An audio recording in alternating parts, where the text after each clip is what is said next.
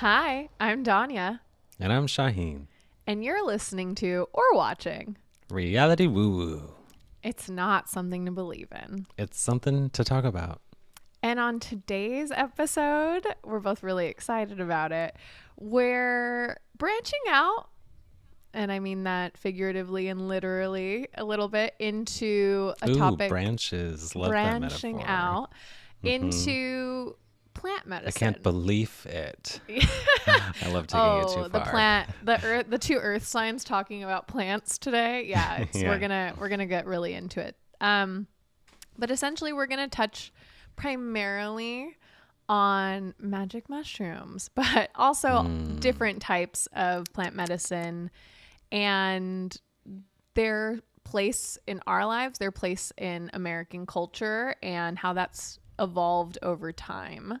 We're just gonna get into it. It's With a our fun minds. topic. Yeah, we're gonna all expand our minds together, as I'm sure you've seen.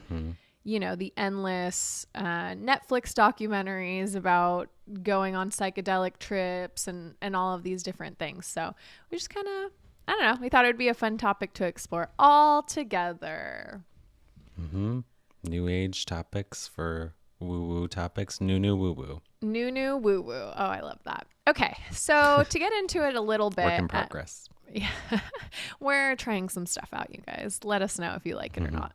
I'm going to start with the history of mushrooms sort of in American culture and kind of where that comes from. My primary source for this, and we'll link it in the show notes, is the Missing Witches podcast, which I'm obsessed with. But I'm going to tell you the story of Maria Sabina.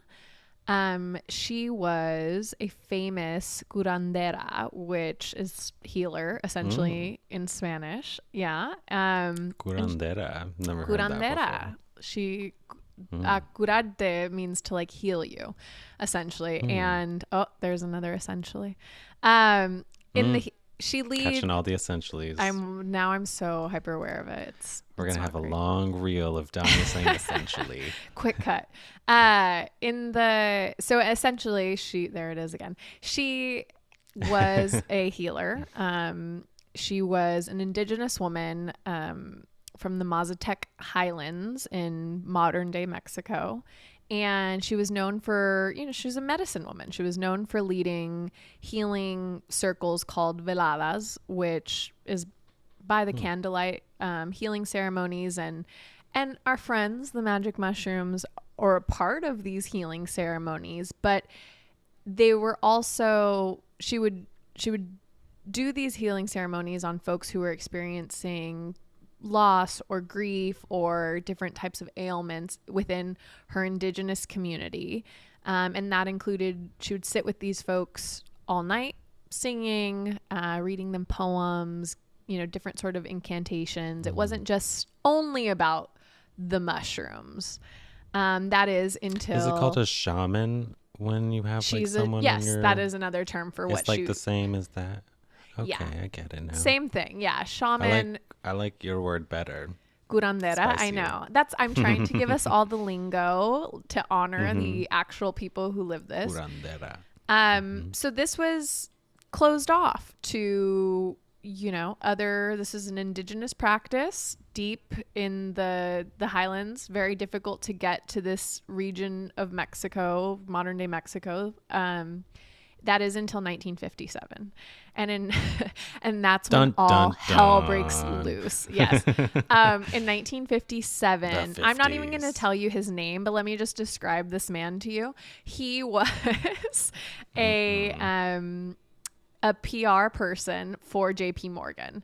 And he decided to go down there, and he lied to Maria Sabina, and he told her that he had lost a family member and that he needed help to find them. And so Maria Sabina agreed. He was the first Westerner to be involved in one of these ceremonies. Maria Sabina agreed to share the magic of the mushrooms with him and help him see where his lost child could potentially be. Wow. And I was And so excited to find out what he saw. yeah. And then he, totally fucked her over, which is the story of white people going to indigenous communities, just repeated over and over and over. What was his experience? I imagine if I were about to lie to a curandera and I took mushrooms, I would have had It would like be a bad trip. mind-altering. No, I would have or I don't know, maybe I get right, because it was like deceit. Lie, that would be my. Yeah, I would feel all of these things and go through mental processes where I'm like, I shouldn't be lying, and I should step out of the shadows. That's me. I'm no that PR rep for JP Morgan.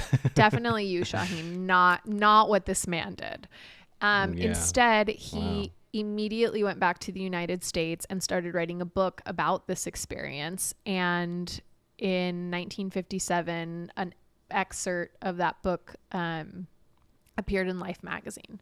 So that is the cultural, if you have experienced magic mushrooms and you live in the United States, that's why. That is what popularized and introduced this hidden, ancient, indigenous magic into the Western world. That's kind of the point that this emerges in the U.S. And so that basically opens the floodgates. Thank you to Maria Sabina. Right. Thank you for the magic of Maria Sabina. Also sorry.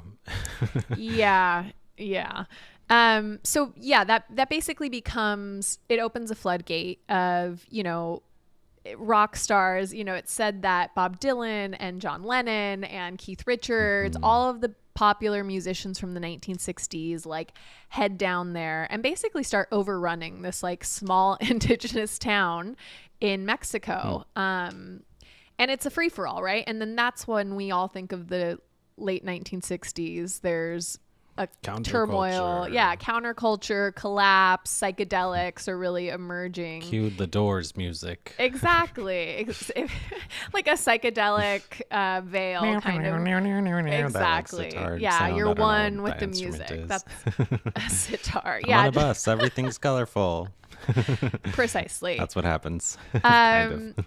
And that's just going. This is happening, and then in 1967, the Mexican federales get involved, and they're basically like, no more Americans. We're not doing this shit no more. So that but by that point, it's too late. Mushrooms have been introduced into the American public. People are isolating. There's scientists that are isolating the components in mushrooms, and come to find many years later, that original JP Morgan guy was sent down there basically by MK Ultra, like that project with the CIA. So the CIA was trying to, I'm not surprised. None of us are surprised, but I say this all because at that point in history, there was an investment by the United States government into mind control. They were trying to figure out, and this is all public knowledge, they were trying to figure out a way to control the enemy minds, control the domestic, all our minds. But really what they started to realize is like, oh, this actually kind of sets their minds free. Free. Yeah. That's so funny. And that's where how wrong they were. So that kind of sets the stage a little bit. Well, that makes more sense then. I feel like justice was served. Thank you. They wanted to control our minds, but really they gave us the power to really. That's when as a society, we all stopped believing in the institution. Like it's been been downhill since then. They fucked themselves. So that was that. And then I believe in the early 70s, after this experiment failed, that's when mushrooms get outlawed in the United States. They are classified as a Section 1, I believe it's called, along with weed. And which president? Nixon? Do you know? Probably. I don't know. Yeah, I don't know. I just know that after these failed experiments, then they were like, oh, JK, we gotta outlaw this shit. Section 1, that's what it's called. They become Section 1 classified. Meanwhile, scientists are still studying it. Right, we'll get there. That's where we've now come back to that point. But so yeah, after setting kind of the historical stage on it and paying a little bit of a homage to, our indigenous, honestly, Maria Sabina is all of our healers if we really think about it. But I know, she's the mother. she's the mother. We got to honor her because she is. So Yeah. let's kind of, I'm a newbie to this world of magic mushrooms, but they're popping up everywhere, my friends. You know, I'm hearing anecdotally like friends being like, oh yeah, my girlfriend's taking, you know, mushroom chocolate instead of having a glass of wine Yeah. now at dinner parties. Yeah, And people so are just having it. having at it. So Interesting. what was your first experience with mushrooms? Oh, mushrooms, how I love thee. I mean, I guess I shouldn't say it like that. I haven't had, like, I've had it a handful of times, but to answer your question, the first time I had it was, I was 19, and I was in the dorms with one of my best friends at the time, a Sagittarius. Of course. Holler, you know who you are. And we ate the mushrooms and we walked to the Panhandle, this park in San Francisco, and it was at nighttime and it was beautiful and gorgeous. We had like, well, we took off our shoes in the Panhandle, and the grass felt kind of like it was alive, and there was tentacles kind of like kissing our feet as we walked, but not in like a crazy cartoony way that you might imagine on TV, but more in like a realistic way where you're like, I'm walking on grass. I know it's grass, but also how the grass is delightful. alive, right? How Like, delightfully squishy and alive. Yes. yeah, there's this exactly. this realization of it. Yeah. Mm-hmm. You Okay, begin to use it sounds like metaphors you to had explain the way real things are. a classic experience, right? Yeah, Although my you first are time was making, very classic. It was wonderful. yeah, you are making this comparison of how it's portrayed. It's always portrayed like hallucinations and cartoons and like, yeah, I don't know. Have you had an experience like that in a different time where you were like straight up tripping? No, I'd say the first time I'm on mushrooms, the first time I did it was the most visual hallucinogenic experience I've ever had. It was very, very visual and colorful and like faces on things, and it was exciting. And we walked past like a lot of murals, and while it was dark too, the light effect had a lot to do with that, I think. But ever since then, no, I feel like even on acid, I tried acid a few times, and I never had something quite so visual. You were more like realistically understanding what you were looking at, but seeing it from a new perspective, of course. Yeah, it's, you know, we're trying to describe it, and you're essentially what's being revealed to you is the mechanics of the universe. Yes, I would say that's the simple way of explaining it. Yeah. If it sounds complex, it's not. It's not. It's this real realization that everything is connected. Like, these are such simple truths. That's actually something I've been thinking about quite a bit, is that none of us are ever saying anything new. What we are in fact doing is saying it in different voices so that it connects with different people. That's it. Like, we're just all constantly sharing ancient truths with each other in a different way. And mushrooms Totally agree. is one of the ways that occurs, that happens. I'm, like I said, newer to it. I've only done mushrooms. Yeah, tell me about. Yeah. How was your experience? I've only done mushrooms twice, and really just during, you know, post-pandemic time. The first time was in 2021, around Valentine's Day weekend. My boyfriend and I, and we're chocolate people. We're real mellow. We're not like foraging for them wild ones. We're literally like, it's a chocolate bar. We're taking a little square, and we're going for the first time we went just like for a walk in our neighborhood, and which is something that I do every day. And what it did was it just made everything brighter. Absolutely, in both of the stories that you and I are telling, nature is a big part of it. I would never recommend to take mushrooms and then just like lock yourself indoors. Like, you need to. That's not true. I would at a certain point. But sorry, I don't want to cut you off with that one, No. I can get to why after. I mean, go for it. No. I feel like the the outdoor experience is so great if it's new for you, or if Okay. you want to be in touch with more. I felt it was helpful to be on that trip and associate the trip with the journey, like with an actual trip. So you're walking Mm, somewhere, going through a totally. forest, and that way you're not like settling too hard on in the emotion of being on a drug. You're kind of more Yeah. like walking and being like, whoa, that leaf, that puddle, whatever. Yeah. But I love being indoors and being cozy and having like all of your art supplies out, and maybe like drawing and seeing what your mind comes up with. Or even Yeah. like writing like on your phone. Like sometimes creative That's efforts like that is really nice. the Yeah. second time so the more recent time I did it was, Mm. so that first time was February of 2021, and then more Mm-hmm. recently in September we went to, for my birthday, we went to Palm Springs.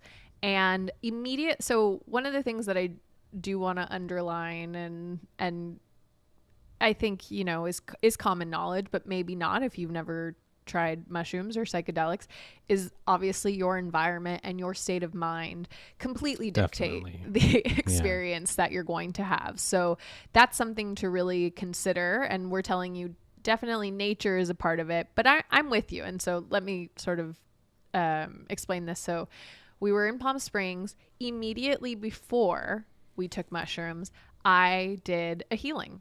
I basically tapped Mm. into, I didn't know who Maria Sabina was 6 months ago, but I basically recreated that for myself. I had a spiritual healing, a Mm. Reiki session with an indigenous healer in Palm Springs who basically like Mm. cleared me. I was doing a lot of chakra work in the summer, which we can definitely Mm. get into chakra work at some point, but We should do a chakra episode I for was sure. releasing a lot of shit and clearing space for this next evolution of my life that I'm absolutely currently in.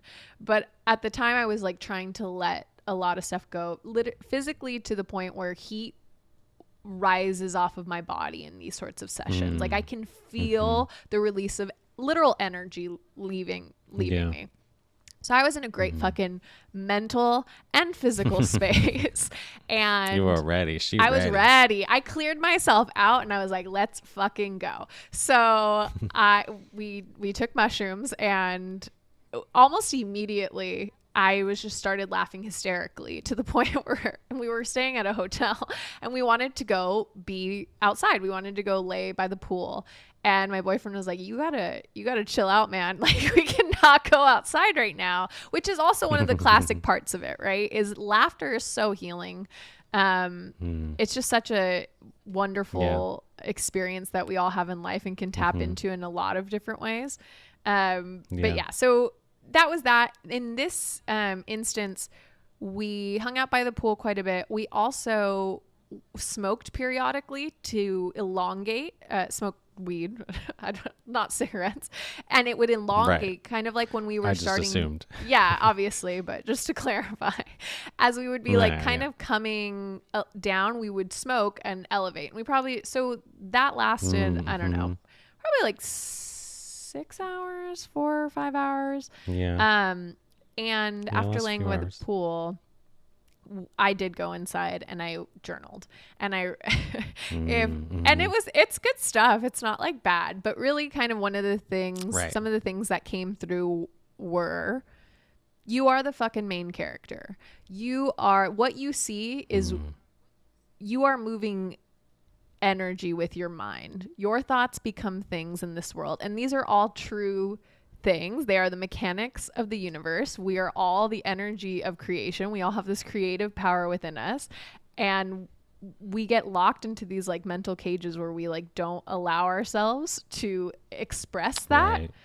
And that's it. Like it's very Yeah. fucking simple shit, but it just, the way that it kind of reveals itself to you is beautiful, I find. Do you ever hear things on TV or like huge statements like some of the things you just said, and you immediately just get it and you think to yourself, gosh, I hope that other people on shrooms are hearing that because they understand what I'm like.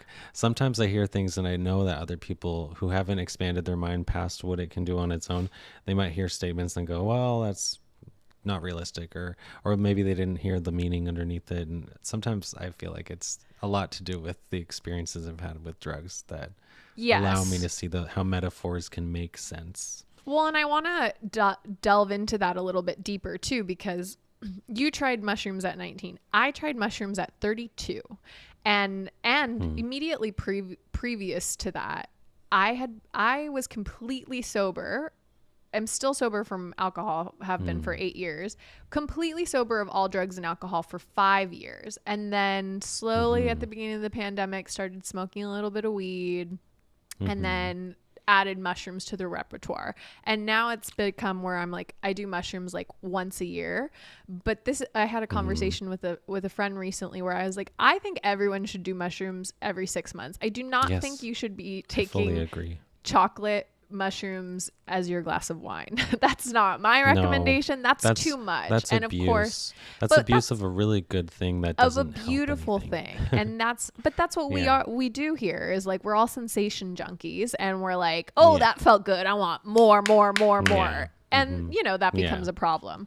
But to your point though, about like being sober, I saw in a documentary about mushrooms is specifically scientifically used in recent years to fix alcoholism and drug abuse. 100%. It is, and it's non-addictive because it's a lot. To be quite honest with you, I could never imagine myself taking mushrooms and then the next day waking up and being like, I want to take mushrooms immediately again. The experience is kind of, it's overwhelming. It like your whole body is part of this journey. It's not something to like constantly be doing in my personal opinion. That's why it's called a trip, because you go places. Yeah, it's a little vacation. But also, I don't know, to that end, I think for me personally, being like someone who was completely sober and then recently has kind of dipped into this plant medicine world, I would say I've had the similar experiences as I've had on mushrooms as I have in like really intense breathwork sessions, sound baths. I have had this same sensation and realization of like, oh, we are all energy. We are all connected. Just laying in a room with strangers and having someone play a fucking drum over me. Like, to be quite honest, I've had these sensations before, and there's other ways to get there. So I'm not saying everybody has to do mushrooms. I am saying we should all be trying to expand our minds in whatever way that looks like for us, and to remember that we are all connected, just to bring a semblance. But I will be on the opposite end of that and say everyone should try mushrooms. At least once, like, right? Explicitly. yeah, definitely. I'm with that. Okay. And so one of the things that you and I both have emphasized in our anecdotal stories here is the connection, right? It's this connection, this understanding of energetic matter and how we're all kind of connected. Whether it's plants or a person or like a sound or a sight. You're connected to it and you understand it, and it understands you a little bit too. Yeah, it's all living, breathing.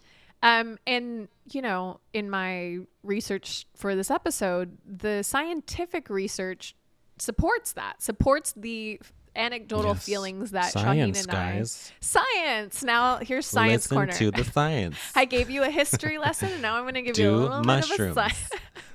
Here's why.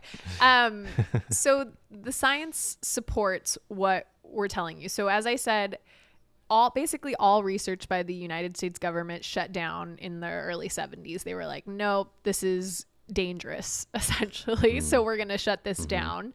And we've come full circle, and basically in 2016, a really promising study emerged where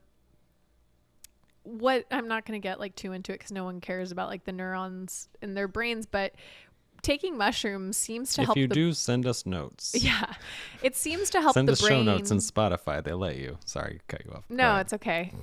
It seems to help the brain rewire by generating new connections between neurons. Like when they do an MRI of your brain, they literally can see the connections between your neurons growing at a faster rate than they normally do, or creating new ones. And so it That is so funny. literally I feel like I creates knew more that on some connection. level because you can feel it happening. If you Yeah. were to hear that when you were on drugs, you'd be like, I feel it.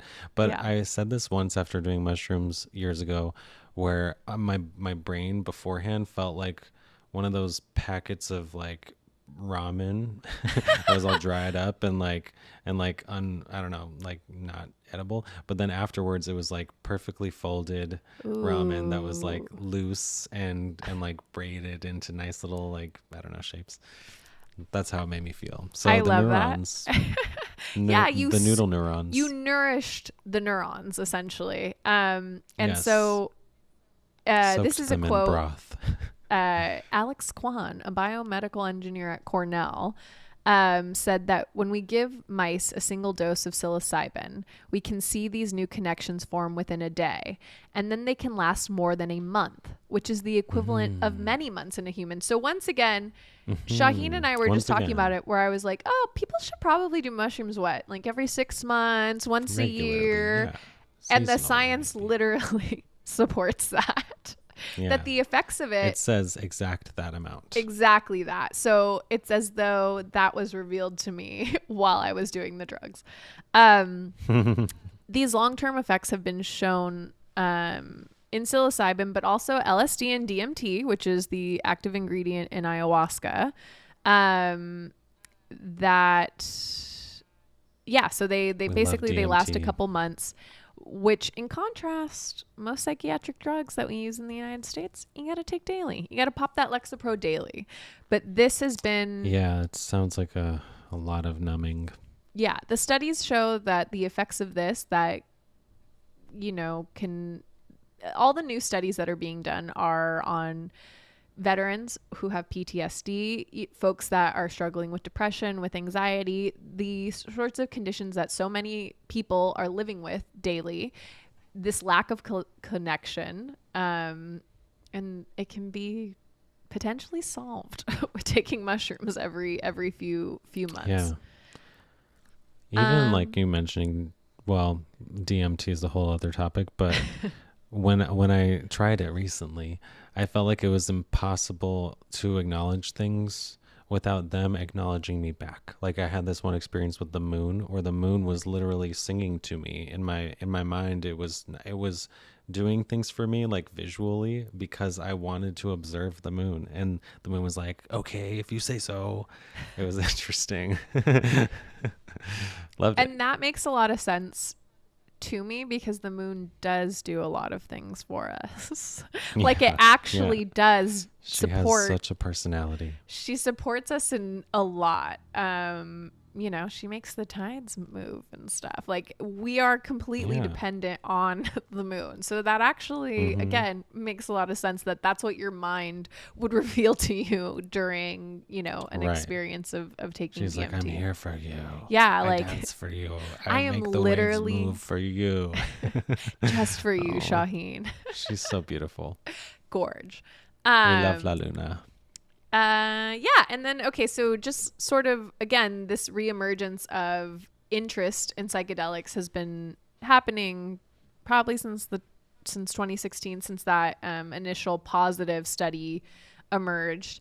And where we kind of stand with things today, just 2 states have legalized the therapeutic use of psilocybin so far: Oregon in 2020 and Colorado in 2022.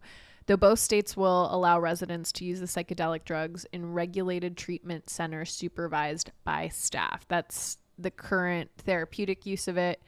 Washington, the state of Washington, New Mexico, and the cities of Oakland, Seattle, and Ann Arbor, Michigan have decriminalized mushrooms. So that's kind of how drug laws work in the United Going States. to Michigan. Yeah, as we know, right? Like Colorado was like, weed's legal 10 years ago probably, Right. and then California jumped Right. on, and now it's like half of the states. And so That was a good Colorado impression, by the way.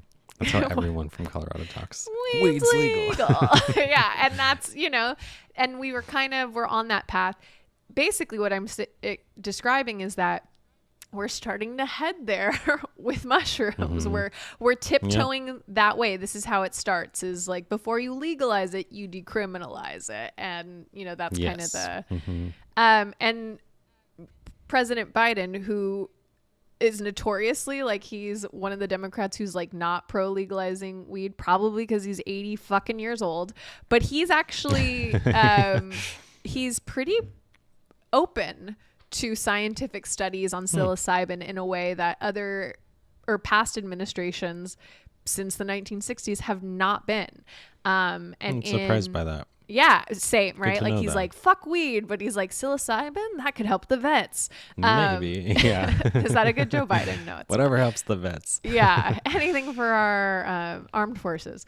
The National Institute of Health has been working with the DEA. So National Institute of Health is, you know, doing studies on our health, and then the DEA is who gets us in trouble for doing drugs, and the White House's Office of National Drug Control policy have been working together to develop a framework for obtaining DEA registrations to conduct research around controlled substances like psychedelics. So there's been a call within this administration to at least like clear the decks so that this can be possible and federally funded.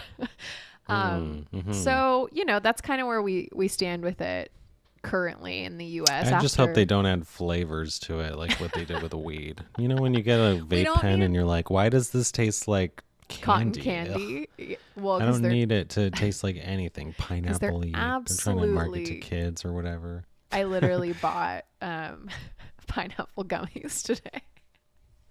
Well, gummies, I mean, like, I want that to be a gummy. I want it to taste sweet, but like, yeah, I the want flavor candy to of the taste like weed candy. shouldn't taste like it was coated in sugar. I miss agree. the flavors of weed when it was illegal. When someone would sell it to you out of a backpack, yeah, for sure. That was fun. I'm so glad that future generations don't have to do that, though. yeah, I'm glad they don't have to like meet someone in like a sketchy parking lot. I'm absolutely. I mean, but people still do in the middle of this country. We just live in California. People still do, yeah.